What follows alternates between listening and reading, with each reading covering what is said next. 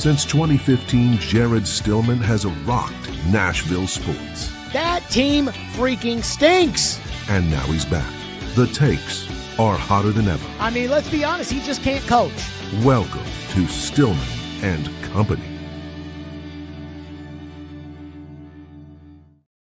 Stillman and Company on the 440 Sports Network, presented by Hiller Plumbing, Heating, Cooling, and Electrical. And I'm just here to say one very, very important thing. Live today in Toronto, Canada. That's right, back in Canada. We were in Canada, I think, earlier in the year.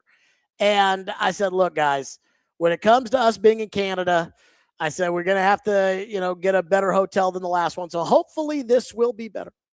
But today is the expectation day. So I want everybody out there to know something. If you're sitting there and you're thinking to yourself, man, I love this show. I love Jared. I love all the drama. I love all the gossip. I love the Vrabel and Rossini stuff. I love the OTAs and the real Cam Ward talk and not the, how do I say this? The Cam Boy talk, but the real Cam Ward talk. If you're somebody that likes that and you've sat through this offseason, I got one thing to tell you. We've made it. We've made it. We made it through the offseason. Training camp for the Titans opens tomorrow. Training camps around the league are wide open. We made it.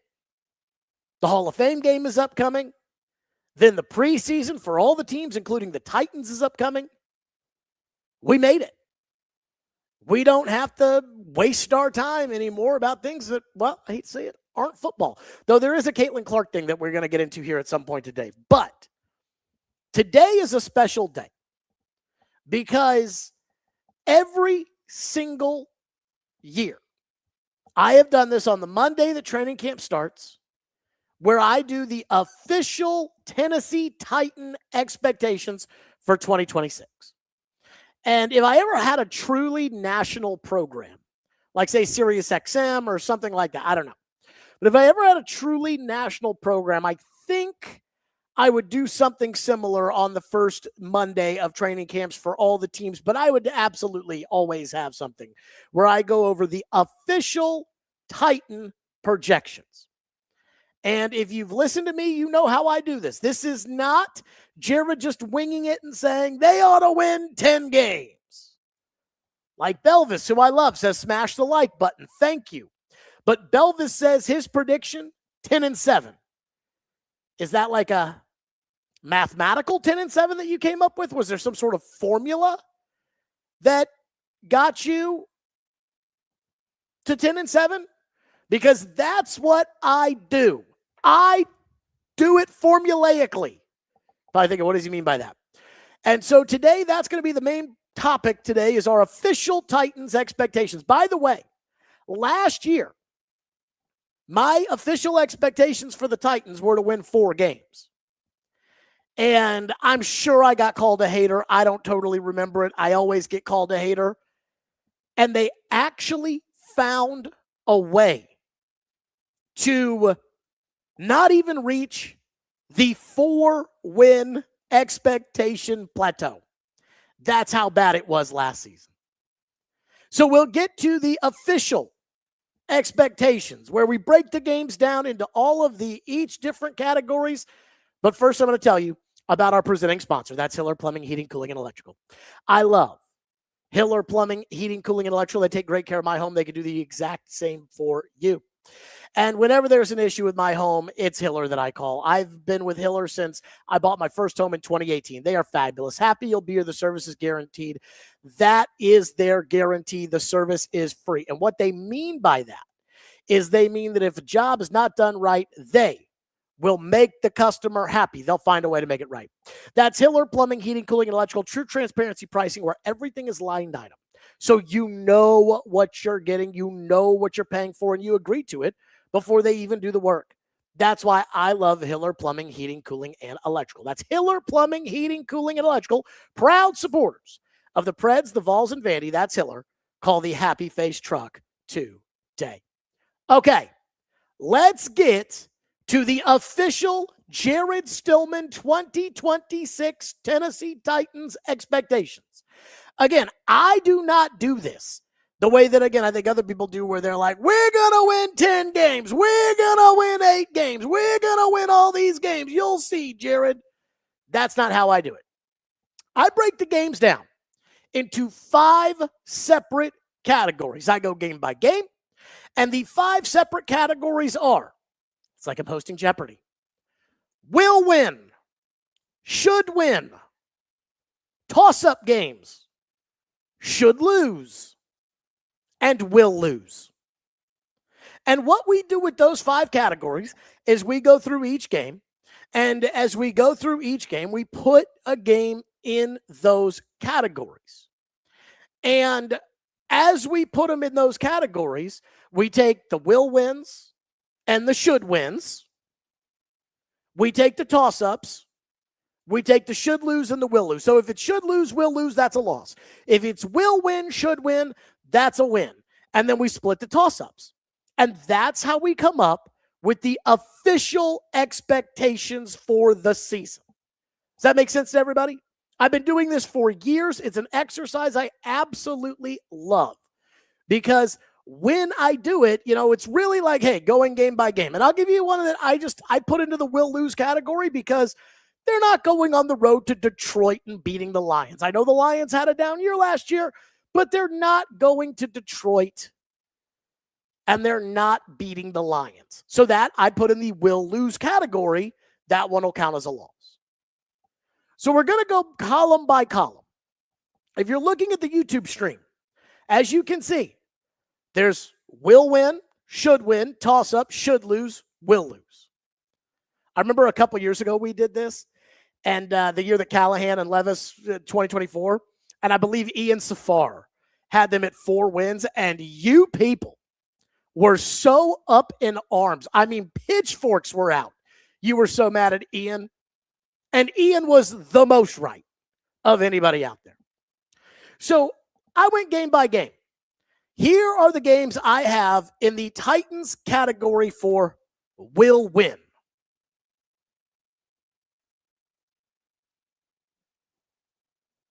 That's it. There is not a game on the schedule that I look at right now and I say they will win that game. Now, one thing that should be noted, I feel like every year I've done this, there is usually a game in the will win category that they lose and a game in the will lose category that they win. Last year, the Chiefs game was a will lose going into training camp. And obviously we know Mahomes didn't play and the Chiefs were dog shit. But I put that in there as a will lose and they ended up winning. I have no games in the will win category. That takes me to category number 2. Games they should win. I have 1. They play Cleveland at home. They should beat Cleveland. And the reason they should beat Cleveland, number 1, they beat Cleveland last year. Number 2, Myles Garrett is not on Cleveland's team anymore. And number 3, Cleveland doesn't have a quarterback. So I know, Cleveland, they always talk themselves in that they'll be okay. And, sometimes they surprise us and Joe Flacco takes them to the playoffs. But Deshaun Watson fucking stinks, and he's probably going to be their quarterback. If he's not their quarterback, Shedeur Sanders is probably going to be their quarterback. I think Shedeur Sanders probably fucking stinks. Dylan Gabriel fucking stinks. I think they're tanking. They're going for the number 1 pick. I do like Jared Verse, and I don't have as big of a problem with the Myles Garrett trade as everybody else does. But no Myles Garrett, no quarterback. You should win against Cleveland this season. That's it. So go ahead. If you're looking at the stream again, we can now put a helmet up on the board. The Tennessee Titans should beat the Cleveland Browns. That takes us to the toss-ups. When it comes to the Titans, I have 4 toss-up games. 4 games right now that I'm saying, hey, it could go either way. Number 1, the Jets at home week 1. That is a toss-up. For as much shit as Titan fans are talking about, we're going to beat the crap out of the Jets. Just know The Jets feel the exact same way about the Titans. Like, the New York Jet fans feel like, oh, we ain't going to lose to Robert Saleh. I mean, we ain't going to lose to the Titans. And I know this because Jake Assman, a buddy of mine, a coworker of mine at Mad Dog Radio, he hosts a Jet show, and he's told me if they don't beat the Titans and they don't beat Saleh in week 1, it's going to be a disaster. And when it comes to the Jets, I feel like Aaron Glenn is going to be this year's version of Brian Callahan, which is a month into the season, they're going to fire Aaron Glenn, and they should have just fired Aaron Glenn from the jump. I mean, let's not kid ourselves. I think Aaron Glenn's terrible. I still think it's a toss-up, though. I still think it's a toss-up. If I were to go talent, I think I would lean Titans. Coaching, I think I would lean Titans. But anything can happen the first week of the year. And again, the Jet fans, they think they're going to win this game, just like you think you're going to win that game. That's a toss-up. You know, like, let's use a game that we probably know the Titans aren't going to win. Just throw that there. Let's say at Baltimore. I think Titan fans know, like, you're not going to beat Baltimore. Or at least you're not supposed to beat Baltimore. And Raven fans think, oh, yeah, they'll beat the Titans. We're not worried about that. If the Titan fans think that they're going to win the game or they should win the game, and the other team's fans think they should win the game, it's a toss-up. Jet game, toss-up. Toss-up number 2, at the Giants. We can poo-poo on the Giants and poo-poo on Jackson Dart all we want, but the truth is a lot of people believe that Jackson Dart's actually a better quarterback than Cam Ward. I think it's too early to tell that. Quite frankly, it wouldn't surprise me if they both end up stinking. I am not encouraged by the hiring of Brian Callahan on the on the Giants coaching staff as far as Jackson Dart is concerned. But the guy who's the head coach of the New York Football Giants, John Harbaugh, that is a guy that you people clamored for to be your head coach. And while I don't think John Harbaugh can save the Jets save the Giants and getting them all mixed up, while I don't think John Harbaugh can save the Giants, I also understand that when we're comparing coaches, John Harbaugh has a much better resume than Robert Saleh.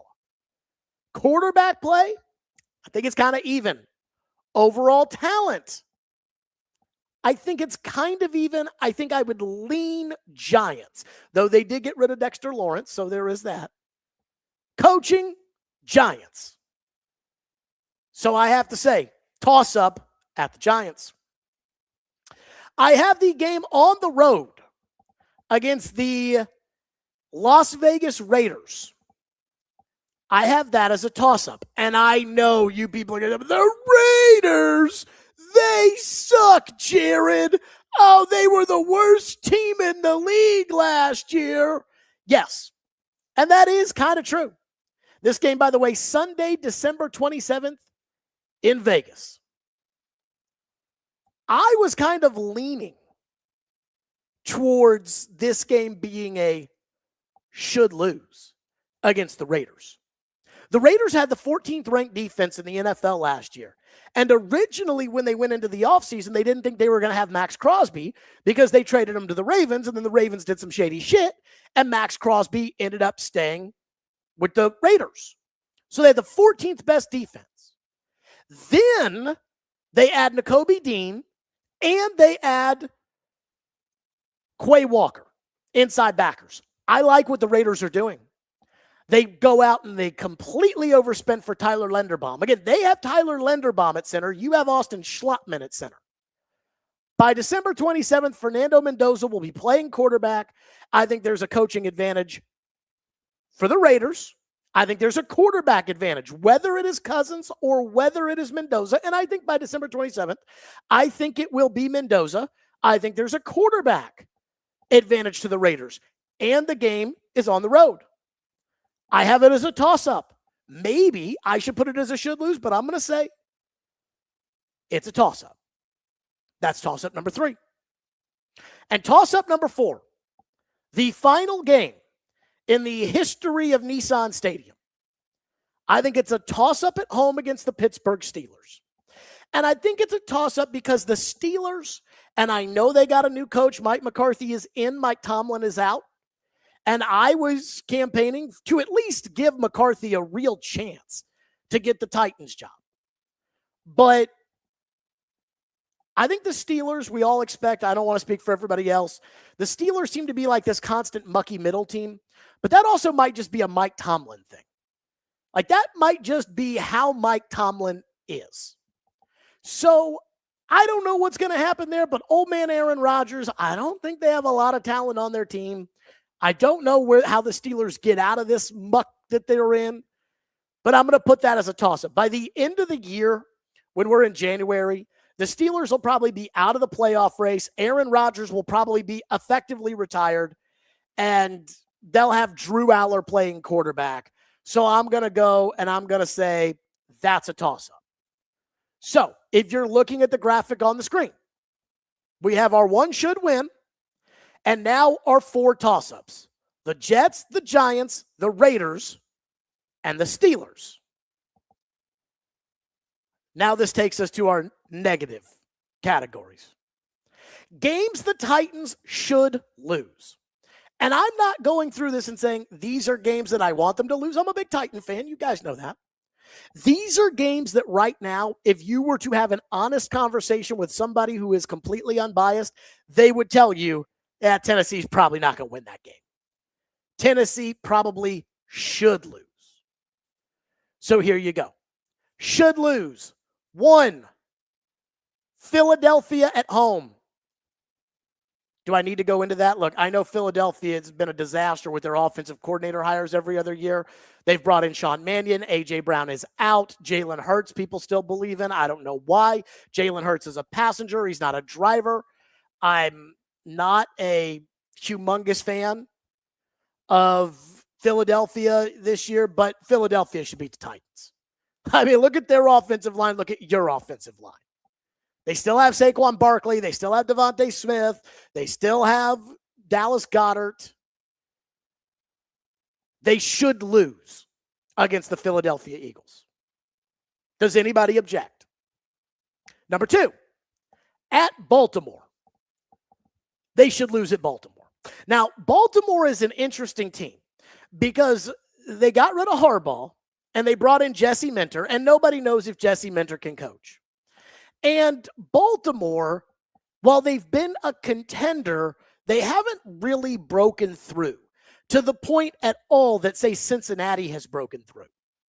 They certainly haven't broken through the way the Chiefs have broken through. And a lot of their guys are starting to get older. Derrick Henry is starting to get older. Mark Andrews is starting to get older. Ronnie Stanley is starting to get older. Lamar Jackson starting to get older. They no longer have their great center, Tyler Linderbaum, but they still do have Kyle Hamilton. The Ravens are a good team. I expect the Ravens to beat the Titans this year, and I think everybody else expects that too. Does anybody have an objection saying they should lose on the road at Baltimore? Number 3, I think they should lose at home to Houston. Now, I don't know what's going to happen this year with C.J. Stroud. But Houston's defense is legit. And Houston's defense is well coached, led by DeMeco Ryans. They have the absolute game wreckers up front, Will Anderson, Danielle Hunter. They have one of the best corners, if not the best corner in the NFL in Derek Stingley. And I think they may have the best pair of safeties in the NFL that nobody ever talks about, in Jalen Petrie and Caden Bullock. I'm not a huge Aziz guy, although people seem to love Aziz. I think Ernest Jones. Everything people say about Aziz, I think that's what Ernest Jones is, but that's a different discussion for a different day. The Titans shouldn't beat the Texans. I mean, even last year, that defense was so good for Houston. C.J. Stroud crapped the ball out of his ass in that playoff game against the Steelers, and they still won, and they won pretty easily. I think C.J. Stroud cost them a trip to the Super Bowl. I don't know about you, but I don't think the Titans are going to be competing with teams that should be in the Super Bowl. This was tricky. Number 4 on the should-lose category, I have at Indianapolis. The Titans have never been good, by the way, in Indianapolis.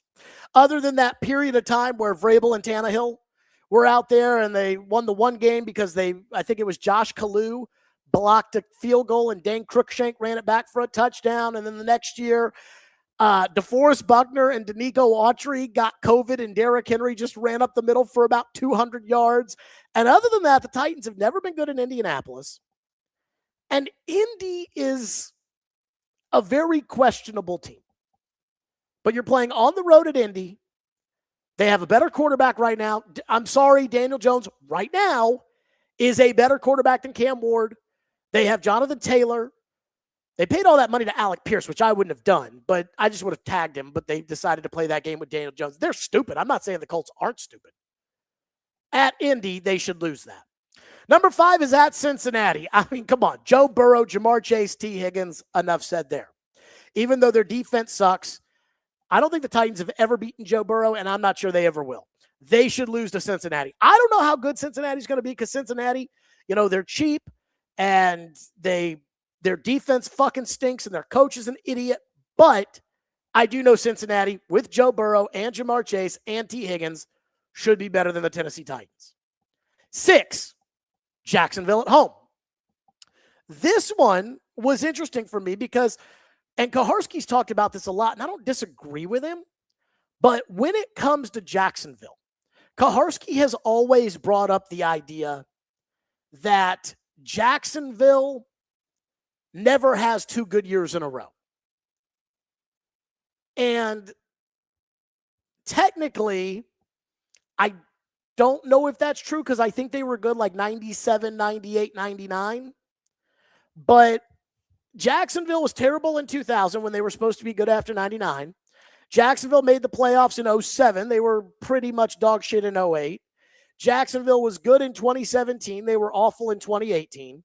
And so now, Jacksonville was good in 22. They were not good in 23.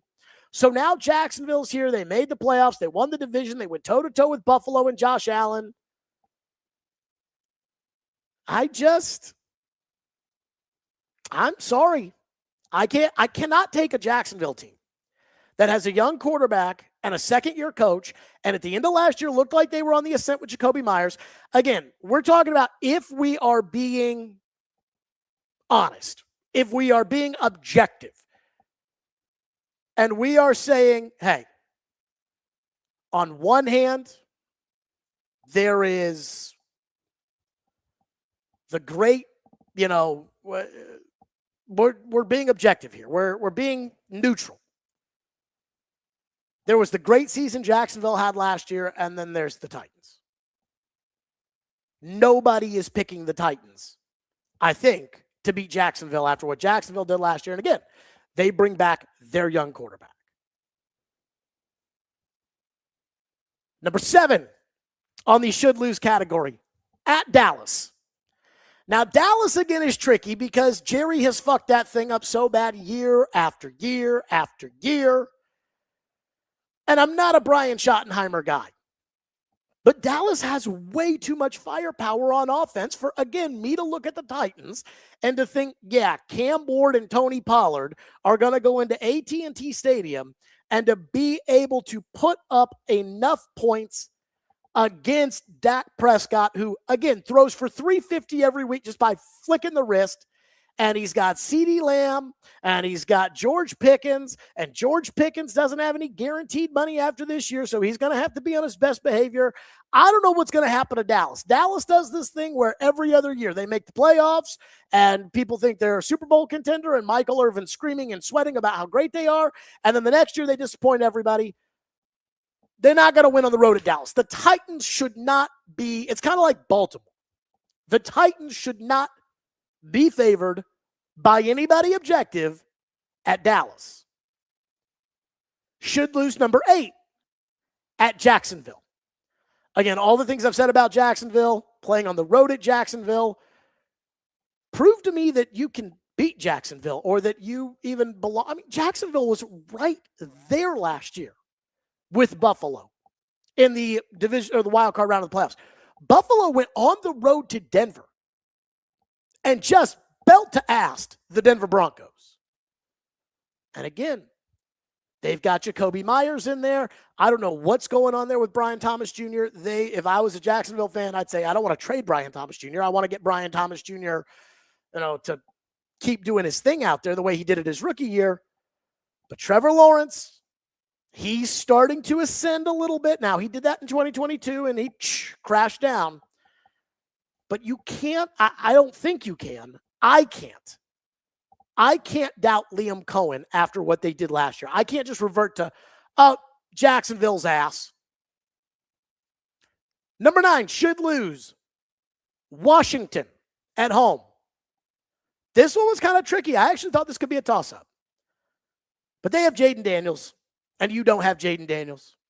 And if Jaden Daniels gets hurt, then okay, maybe I could say that would be a toss-up. But for right now, I don't know about you guys, I'm taking Jaden Daniels. Jaden Daniels, that's a should lose. And then Indianapolis again at home, kind of the same reasons that I would say the Titans should lose to Indianapolis because, well, Indy's just got better players than them right now. So that's our should lose category. If you take a look at the should lose category, so should win, Cleveland, toss up, Jets, Giants, Raiders, Steelers. Should lose, Eagles, Ravens, Texans, Colts, Bengals, Jacksonville, Dallas, Jacksonville, Washington, Indy. And I see people saying things on the chat like, oh, we're going to beat Washington. As you see, Trey says, we're going to beat Washington. What are you basing that off of? You're going to beat Washington based off of what? Do you have Jaden Daniels at quarterback? So those are the should loses. And that leaves me with 2 games that I just do not see the Titans having any chance of winning. Number 1, at Detroit. They're not going to beat the Lions at Detroit. And I know the Lions had a down year last year, and I know the Lions fired their offensive coordinator. And when it comes to my feelings on Jared Goff, I'm always the kind of guy that when it comes to Goff, when you guys start saying MVP, he's an MVP, I'm like, whoa. But when you say he sucks, Robbie Stanley, Buck, when you start saying he sucks, that's when I'm like, Jared Goff doesn't suck. Jahmyr Gibbs might be the best running back in the NFL. Amon-Ra St. Brown is one of the best receivers in the NFL. Sam Laporta is a great tight end. I mean, Detroit, they're not going to win at Detroit. And then at Houston is a game, I probably should know better than this, to put at Houston as a will-lose game just because it is a divisional game. And remember, the old man used to always say, hey, those divisional games are a little different.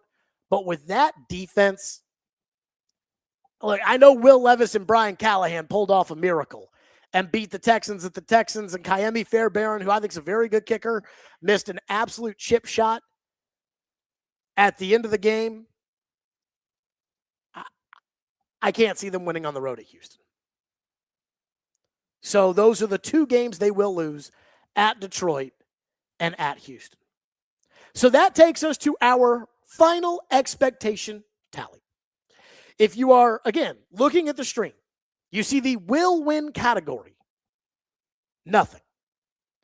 The should win category, 1 game, Cleveland. The toss-up category, 4 games, Jets, Giants, Raiders, Steelers. Should lose, 8 games, Eagles, Ravens, Texans, Colts, Bengals, Jags, Cowboys, Jags, Washington, Indy. And 2 games I have as will lose, the Lions and the Texans. So, how do we come up with the official expectations? Well, as I've said, this is a scientific mathematic formula. And the way it works is you take the will wins and the should wins, you combine those. This year, that is 1. Which, by the way, last year, well, we'll get to last year in a second. That is 1. Cleveland. You then take the should lose and the will lose, and you add that up, that's your losses. We have 12. So right now, before you even get to the toss-ups, you're at 1-12. Jets, Giants, Raiders, Steelers, split them. And the official expectation on the Stillman and Company program for the 2026 Tennessee Titans is, 3-14. The same 3-14 that the Tennessee Titans were each of the last 2 years. Now, again, this isn't a knock on Brian Dable. This isn't a knock on Robert Saleh. This isn't me saying that absolutely Robert Saleh is no better than Brian Callahan, because I don't believe that. I just went game by game. And I see TDG with all the laughing and, oh, ha, ha, ha, ha, ha. Jared's just pissing on the Titans. And let me say this. Last year, I've done this exact same exercise pretty much every single year. Last year, I had the Titans with 4 wins. That was the expectation. I said 4 wins. In fact, let me pull this up, because I did look at this. And I was like, I last year did not have a should win, will win. I didn't have a should win last year. Official expectations. It was the day that Will Levis decided to quit on the team. And I didn't have any game in the will win category. I did have one should win. It was at home against the Saints, which was a game they ended up losing. And then I think I had 3 will loses. One was at home against the Chiefs. And obviously we know they won that game. 3-14 as far as the official expectations for the Tennessee Titans. Now, the good news here with the official expectations of the Tennessee Titans at 3-14 is that it's going to be really, really hard to not meet those. But then again, last year, the expectation was 4 wins, and they didn't meet it. So the official expectations today for the 2026 Tennessee Titans, 3-14. And I will get to your reaction on this, and then we'll kind of hit at the end of the show kind of all the other little topics that are out there. But I am going to say this. If the Titans go 3-14 this upcoming season, I think it would behoove the organization to, as I have begged them to do for 3 straight years, blow the whole thing up. Fire all the coaches, fire everybody in the front office, and maybe even start over at quarterback. And look, nobody knows what's going to happen, but I can tell you this. If they are a 3-14 football team going into a new stadium after 2 previous years of 3-14, there may not be a lot of answers to be had that will make them competitive for at least the first year, maybe 2, that they're in the new stadium, even if they do get it right, building the front office out the next year. And look, again, if you were to say to me, Jared, what do you think the Titans' record will be before getting into, again, my mathematic formula that has me pick these things out, I'll be honest with you. If I was just saying, Jared, what do you think the Titans are going to be? They were a 3-win team each of the last 2 years. They probably have gotten better. What do you think they should be? I probably would have said somewhere around 5-12, 6-11, something like that. But again, I don't ever teach to the test. I don't ever sit there and say, well, I want to come up with 6 wins as the expectation. I want to come up with 8 wins as the expectation. I just say, all right, let's map the games out. Like I said, they should beat the Cleveland Browns. Cleveland has no quarterback. They traded Myles Garrett. Who knows about the coach? Deshaun Watson sucks. Shador sucks. They beat them last year. They should beat Cleveland. But I can't sit here and tell you they should beat the Raiders. Not when the Raiders have gone out and added Tyler Linderbaum while you're sitting there adding Austin Schlottman. So that's the official expectation for the Stillman & Company program this year. 3 wins. RJ says, so we ain't beating nobody. You beating Cleveland. And then you're beating 2 of these 4. Jets, Giants, Vegas, Pittsburgh. I don't know why. I think they'll beat the Jets. Like, my gut tells me they'll beat the Jets, but I can't say they should beat the Jets. Can't look on paper and say, oh, yeah, this team, they're going to beat the Jets. All right. With that, let's get to your reaction today on the program because, boy, a lot of people want to get into it. This is one of my favorite shows of the year. It's the way I always kick off football season. Omar says we are winning at least 8 to 10 games. All right. Let's get to 8 games. Forget about 10. Let's get to 8 games. I'll give you Cleveland because that's in the should win category. The Jets and Giants, I'll give you those 2. That's 3. I have a hard time thinking the Titans should beat the Raiders, but the Raiders were the worst team in the league last year, so put them in there. And you know the Steelers, again, there's a lot kind of in the air. They've been rather uninspiring. They still have TJ Watt. They still have some good players, but they don't have a lot of good players. And Aaron Rodgers is old. So that's 5. Let's go through it. Philly, at Baltimore, Houston, at Indy, at Cincinnati, Jacksonville, who just made the playoffs and they bring Liam Cohen back, at Dallas. You know, Dak does get hurt a lot. Every other year, I feel like Dak misses, or every couple of years, Dak misses the whole season. So maybe that's a Cooper Rush kind of game. I don't know. But no. At Jacksonville, Washington, I'll give you. That's 6. And then you got to win 2 of Indy at home, at Detroit, at Houston. Which one of those are they winning? 8 to 10 games. Which is unbelievable. MB says, go off of paper from last year. LOL. All righty. Well, I mean, if I'm not going on, and I'm not going off of paper, I mean, I think Cleveland, knock them down. Myles Garrett's not on their team anymore. They don't have a quarterback. That's this year. Knock Cleveland down. Vegas, Tyler Linderbaum is in. Nakobe Dean is in. They added Quay Walker. They kept Max Crosby. They signed Kirk Cousins, who is better than Geno Smith. They drafted Fernando Mendoza, who I think is better than Cam Ward. They are building an offensive line. They got the best tight end in the NFL, and I don't think Genty is a bum. I think if I'm looking at this upcoming year, I think the Raiders might actually be okay.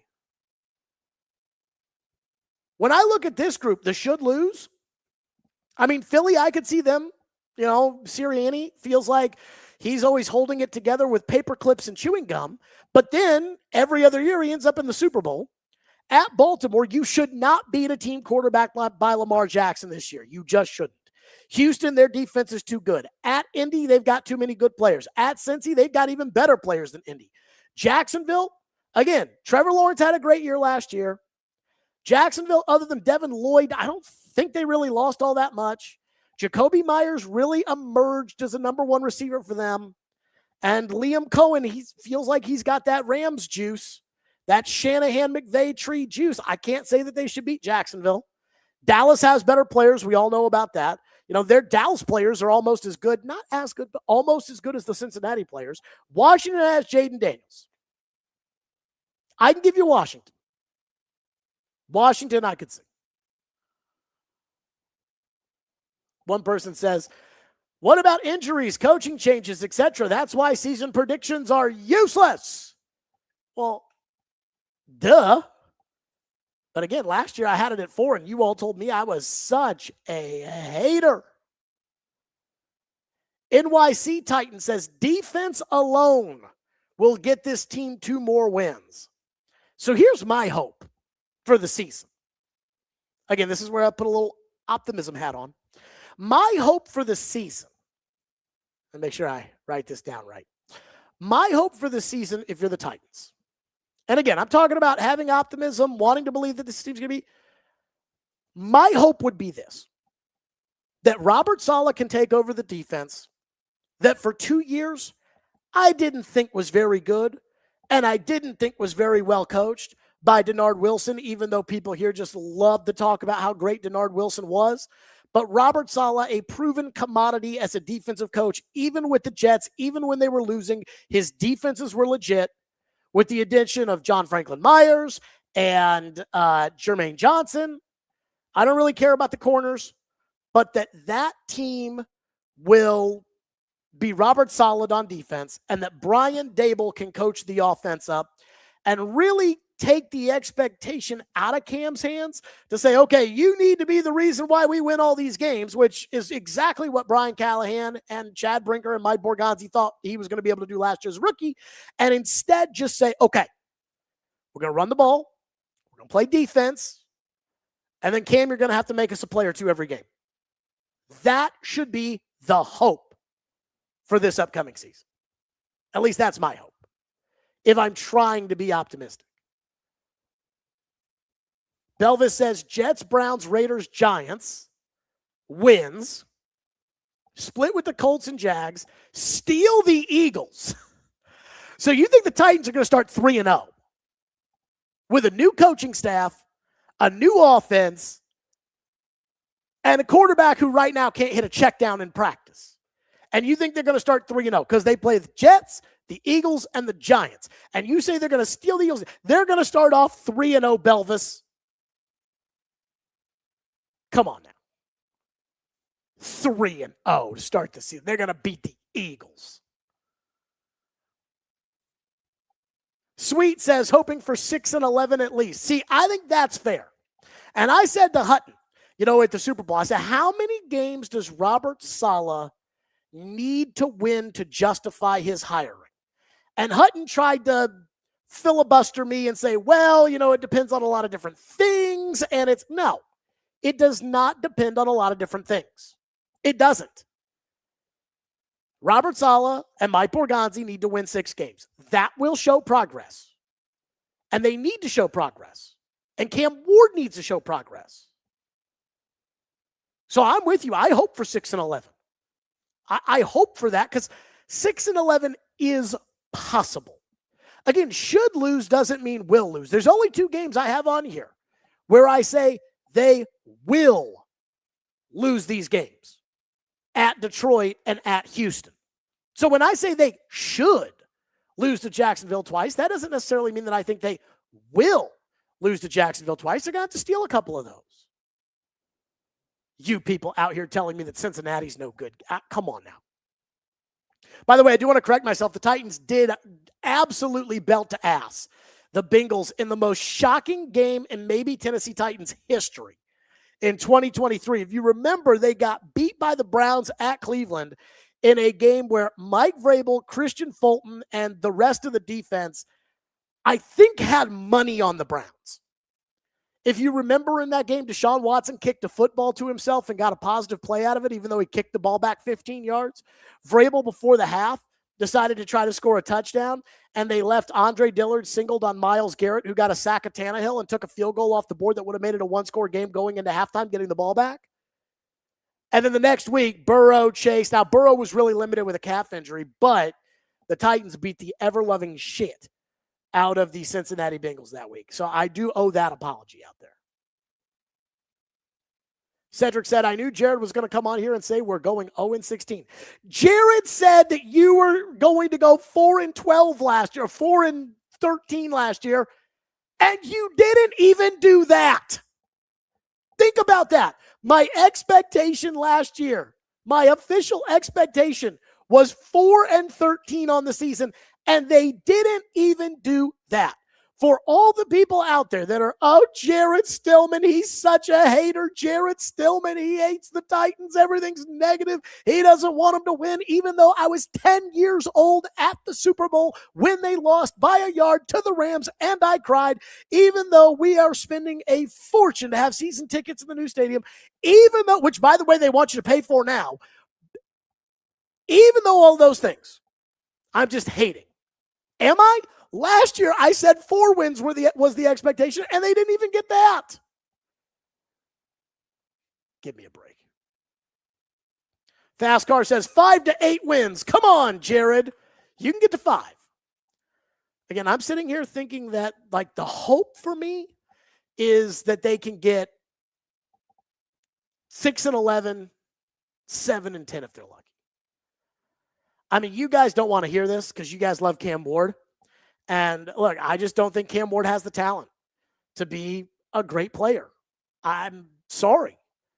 But I think if I was hired with if I was hired today to be the general manager of the Tennessee Titans, even though in my interview I would have said, guys, you should have signed Sam Darnold. Somebody tried to tell you should have signed Sam Darnold. If I was hired as the general manager of the Tennessee Titans today, what I would do is I would say all the right things about Cam. I mean, I wouldn't do what they do and just take my pants off and talk about how he's Mahomes. But I would get up there and I would say, look, we're building this thing around Cam Ward. We think Cam Ward can be a franchise quarterback. I mean, there were a lot of teams that wanted to draft Cam Ward last year, and we were able to draft them. But internally, what I would be saying is to myself, not to all the other people, because you can't say this. But what I would be thinking is I'm going to try to build the best team around Cam Ward that I can. And then midway through this year or next year, I'm going to go get a veteran quarterback and try to Tannehill the situation. The exact same way Indy did when they realized Anthony Richardson was no good. The exact same way Minnesota right now has decided J.J. McCarthy is no good. That's what I would do. And look, I don't think that's going to get you to a Super Bowl, but I'm going to try to win the most games possible because winning should matter. One person just texted me and said, you are setting them up to overachieve, you homer. I mean, I said 4 wins last year. They couldn't meet that. I stand by my sentiments. All right, let's hit a couple other topics here, kind of be a little lightning round. T'Vondre Sweat. Anybody see this? T'Vondre Sweat was placed on the PUP list as the Jets have opened up training camp. And T'Vondre Sweat is apparently going to be limited just for a little bit of time, supposedly with a hamstring injury. And the Jets have told people it'll be fine. It'll be fine. Yeah. Where have I heard that before? I remember when the Titans drafted T'Vondre Sweat, and he didn't practice at all in OTAs. And there were people that were saying, hey, we took him off our draft board because we can't count on him. There's too much shit there. And the Titans let Rand cook. They took him with the 38th pick. And T'Vondre Sweat had a decent rookie season. But the old saying is, fat guys stay fat, dumb guys stay dumb, and injured guys stay injured. And T'Vondre Sweat has been consistently injured in his career. He has been consistently fat in his career. And quite frankly, he's been consistently dumb. I did not back down. Even when T'Vondre Sweat was running with the football and T'Vondre Sweat looked like the big sumo wrestler in the movie Replacements against the Bengals, and people said, what do you think now, Jared? T'Vondre Sweat, that was a good pick. Even when Willie Donick and Adam Vingan and Derek Mason were talking about, hey, he's a good pick. Right there, he can be Vince Wilfork. I never relented because I know dumb guys stay dumb, fat guys stay fat, and injured guys stay injured. When T'Vondre Sweat got traded, I said, look, I don't know how good Jermaine Johnson is. I don't know what Jermaine Johnson has left. But I knew T'Vondre Sweat was never going to matter for the Titans. And I'm just going to tell you right now, T'Vondre Sweat is not going to matter for the Jets. And I went on a New York show the day he was acquired, and I said, yeah, I mean, look, if you expect T'Vondre Sweat to be anything more than just a run-stuffing DT, you will be disappointed. If you expect T'Vondre Sweat to play all the games, I think you'll be disappointed. Because T'Vondre Sweat is the epitome of dumb guys stay dumb, injured guys stay injured, and fat guys stay fat. Did anybody see the story surrounding Kyle Shanahan over the weekend? And let me just say, from the jump, when it comes to Kyle Shanahan, I'm glad he's okay. But we were driving to Canada. And that, by the way, is a drive I will probably never make again, though it really wasn't that bad. But we were driving to Canada on Saturday, and I saw the news from Adam Schefter that Kyle Shanahan had been involved in a car accident on July 14th, and it was a very serious car accident. But that Kyle Shanahan was okay. Kyle Shanahan was recovering, and that Kyle Shanahan was going to find a coach eventually, but right now he's not totally ready to coach. I said, okay. But it happened on July 14th. And Saturday was July 25th? Again, I'm not saying it's fake. I'm not saying Kyle Shanahan didn't get in a car accident. I'm saying, how did that not get out? I used to be scared to death flying with CBD gummies that I was going to get arrested at the airport at some point and that it was going to be all over the news. Jared Stillman arrested for marijuana possession. Scared to death. Because technically it is illegal to fly with the CBD and even the legal stuff in Tennessee. It's illegal to fly with. But But I was scared to death of that. Because once your name gets put into the system, it takes one reporter, one person to say, wait a minute, Jared Stillman, that's a public figure. Kyle Shanahan's coached in the Super Bowl multiple times. And he gets in this serious car accident, and we don't hear about it for 11 days? Where were the 49er reporters on that? Where were the news reporters wherever Kyle Shanahan got in that car accident? And apparently the 49ers released a statement at noon. Florio put this out there. The 49ers released a statement at noon, and Adam Schefter had his tweet at 12:01.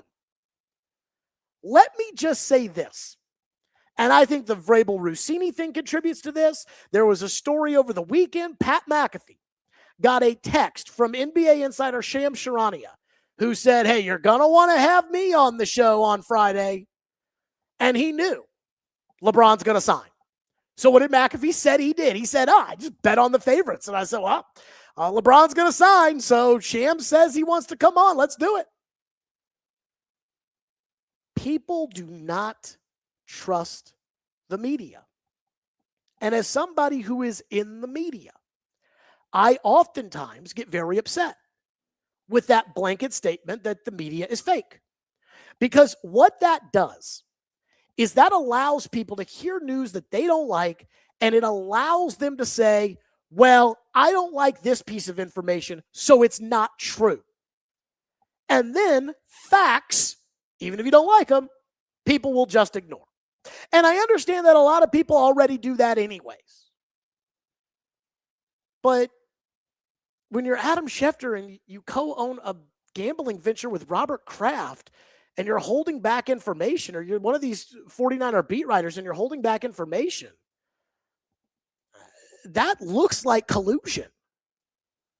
When you're Mike Vrabel and you're fucking one of the top insiders, it's hard for people to believe that anything that they read from other people or other opinions that are had is not just all carrying water. And I feel this myself because, and this is where I will give 1025 some credit for all the years that I was there. People don't say things like, hey, we are totally butthurt about everything this guy said. But some people just cannot hear something negative about themselves.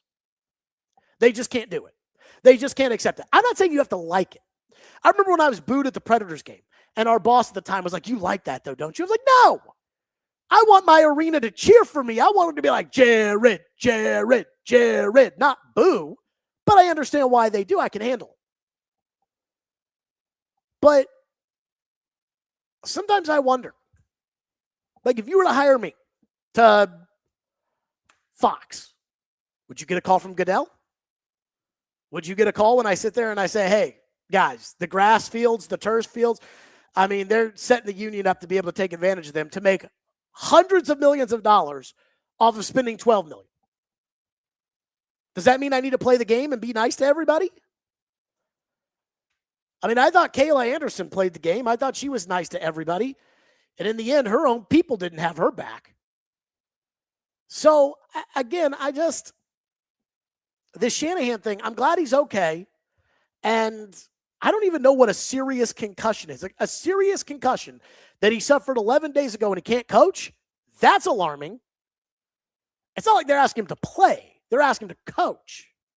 But I just think that, again, there being an 11-day lapse and the optics of Schefter having a full-blown story and tweets 1 minute after the 49ers announce it, that makes it look like there's nobody honest reporting on the NFL anymore.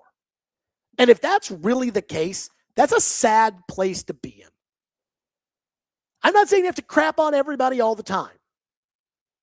But can we just be a little honest when it comes to some of this reporting? My thought on the Shanahan thing. I hope Shanahan's okay. Boy, we got to talk about this Bill Belichick story. So, Bill Belichick got hired at North Carolina. And the Friday that Bill Belichick got hired at North Carolina, I was doing the late night shift on Sirius. And this wasn't when he got hired. This was when Bill Belichick was rumored to be in on the job. And I said, look, there is no way North Carolina is going to hire Bill Belichick. And I was wrong. Let me just be totally upfront. I said, there is no way North Carolina is going to hire Bill Belichick. Because I just figured Bill Belichick was trying to get his name out there to say to NFL teams, hey, look, college takes me seriously. And North Carolina was trying to look at other coaches and say, hey, we're serious. And then they hired him. And I knew it was going to be a disaster. Like, Bill doesn't know anything about college football. And yet, Bill and Michael Lombardi take on the North Carolina job, and you'll see. They bring Michael Jordan to the first game. Belichick's girlfriend makes an embarrassment of him. And it really is sullying Belichick's reputation. Every time I talk about something Belichick said over the years, Belichick was a great coach in the NFL. But every time we talk about Belichick, I don't know about you, but I feel that air in the room of yes, but. Like, I remember when we used to look at Bill Belichick and we used to say, Bill Belichick is the greatest coach in the history of the NFL. And there might have been one or two people out there that would debate with you whether or not Don Shula was better or Vince Lombardi was better or Tom Landry was better or Bill Walsh was better. Now it's like, Bill's up there, but Bill's embarrassing himself. I know Bill and Michael Lombardi go back. And I know Michael Lombardi for years and years and years has been in the satchel of Bill Belichick. But there were very few people inside that Patriot Brotherhood over the years that Floyd Reese used to just laugh at or used to not take seriously. And I remember when Michael Lombardi was with The Athletic, or when Michael Lombardi would report something and I'd say, former NFL general manager Michael Lombardi says, and Floyd would hear it and go, ha, ha, ha, okay, Mike. He had no respect for Lombardi, openly, which was shocking because Lombardi was a Bill guy and Floyd was a Bill guy. Lombardi has been placed on administrative leave. To me, this is the foreshadowing of another disastrous year at North Carolina, followed by Bill Belichick being fired and never coaching again. The story is that Mike Lombardi is the one who has been placed on administrative leave. And I believe it was On3 that reported this was an administrative thing. This was not Bill Belichick trying to get rid of Mike Lombardi. This was the North Carolina administration saying that's enough. And while the story is about Lombardi, the reality is the story's really about Bill. Because this was Bill's handpicked vice president to take over North Carolina and change college football.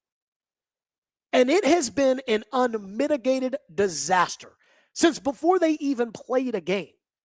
The games were just as bad as everything else in Belichick's tenure in North Carolina. But Belichick and Lombardi made excuses, and they said we didn't have our roster and we had just gotten there, and their buddies like Nick Saban and Pat McAfee on College Game Day helped make the excuses for them. So now they've got NIL money and North Carolina's going to recruit, and you'll see. And now before the season even really starts, Belichick's top lieutenant has been placed on administrative leave. It's a fucking disaster there. And again, it all lies at Bill's feet. He's the head coach. And so just like Urban Meyer couldn't coach in the pros because he didn't fucking know how to coach in the pros, Bill Belichick doesn't know how to coach in college. And quite frankly, Bill's kind of lost it. I almost feel like I look at Belichick now like my grandfather when it was time to take his keys from him. But what a terrible story for Bill Belichick to have to deal with today. And then finally, Monica McNutt on ESPN. The WNBA All-Star Game was this weekend. Can I say, I didn't watch WNBA All-Star Game. Did anybody? Did any of you people out there watch the WNBA All-Star Game? So Monica McNutt today on ESPN was asked about a sit-down interview that apparently Caitlin Clark did. I didn't watch the interview. I don't feel the need to watch the Caitlin Clark interview. I got no problem with Caitlin Clark. I think Caitlin Clark's a great basketball player. I don't know of a single transgression that Caitlin Clark has made, and I think Caitlin Clark is great for that league. And Monica McNutt was asked about Caitlin Clark and said that she needs to be more accountable and she needs to be more self-aware. Did anybody ever ask accountable for what? She needs to be more accountable that people don't like her because they're jealous of her. And in my opinion, I think the reason that league doesn't like Caitlin Clark, and I think it's obvious the league doesn't like Clark, is because Caitlin Clark doesn't represent any of the, trying to think of the right way to say this. She doesn't represent any of the demographics in the WNBA that the people who are really jealous of her fall under, if that makes sense. Caitlin Clark is not black. Caitlin Clark is not a lesbian. Caitlin Clark has a boyfriend. Caitlin Clark is white. And while there may be other WNBA players who are better than Caitlin Clark, that's fine. Popular is not best. Shedeur Sanders is popular. He may not even be a starting caliber quarterback in the NFL. Caitlin Clark is popular.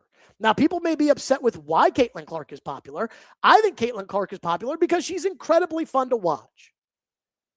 But again, the demographics of that league, they resent that. They resent that there's not more attention for the black players, and they resent that there's not more attention for the lesbian players. But I go back to Monica McNutt, who, by the way, I was one time involved in breaking up a fight that involved Monica McNutt. Georgetown, Louisville, 2010. But going back to Monica McNutt, what does Caitlin Clark need to be more accountable for? Even Barack Obama was like, yeah, forget about that shit.